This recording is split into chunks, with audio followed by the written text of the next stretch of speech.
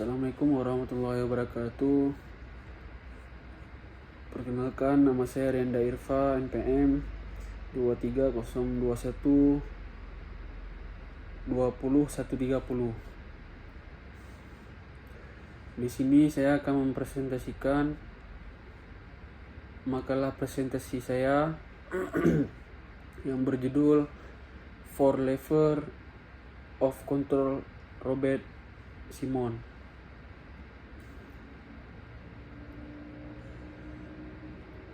Di sini kita akan membahas strategi as perspective. Yang pertama ada obtaining commitment to the grand purpose. Yang kedua, strategi as position, boundary system.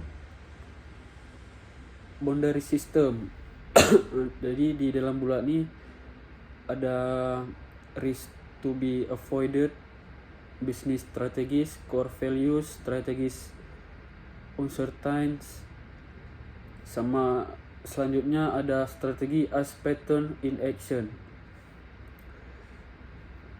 Yang terakhir ada strategi as plan, getting job done. Selanjutnya pendahuluan. Yang pertama, mencapai komitmen terhadap tujuan perusahaan. Yang kedua, area pengakuan. Yang ketiga, pekerjaan terakhir. Yang keempat, penempatan berikutnya. Selanjutnya, sebagai perusahaan yang berkembang pesat, suatu perusahaan tersebut fokus pada penggunaan 4 hipotesis Robert Simon untuk memastikan apakah berada di jalur yang benar pada rentang Simon Levels of Control. 1. Sistem keyakinan. Simon menganjurkan untuk membangun sistem kepercayaan aktif yang akan diterapkan pada desain sistem kontrol. Sistem diagnostik akan membutuhkan sistem kepercayaan yang lebih baik, lebih sederhana, dan lebih mahal, dan dengan mudah menjadi korban perilaku oportunistik. Cara praktis untuk membangun sistem kepercayaan adalah 1. Seperangkat keyakinan yang jelas, mendefinisikan nilai-nilai dan menggabungkan pernyataan visi dan pedoman etika. Yang kedua, manajemen senior berpartisipasi dalam persiapan pernyataan jaminan formal. Yang ketiga, meminta pendapat dan melakukan survei kesadaran. Yang keempat, manajemen senior selalu diawasi untuk menegakkan sistem kepercayaan. Selanjutnya, Simon Levels of Control 2, yaitu sistem pembatasan. Sistem batas seperti yang dipahami Simon adalah untuk membatasi area terlarang. Setiap perilaku inovatif yang mencapai tujuan dan hasil yang diharapkan dan tidak dilewati batas, perilaku yang tepat akan didorong. Menurut Simon, ini sebenarnya sangat meningkatkan kebijaksanaan seseorang. Ini juga meningkatkan dan menunjukkan tanggung jawab atas hasil. Selanjutnya, Simon Levels of Control 3, sistem kontrol diagnostik. Kontrol ini adalah yang paling sederhana dan paling mudah untuk dipahami dari semua sistem, karena mereka memiliki kearifan tradisional, otoritarisme, dan cenderung memperlakukan manusia seperti mesin.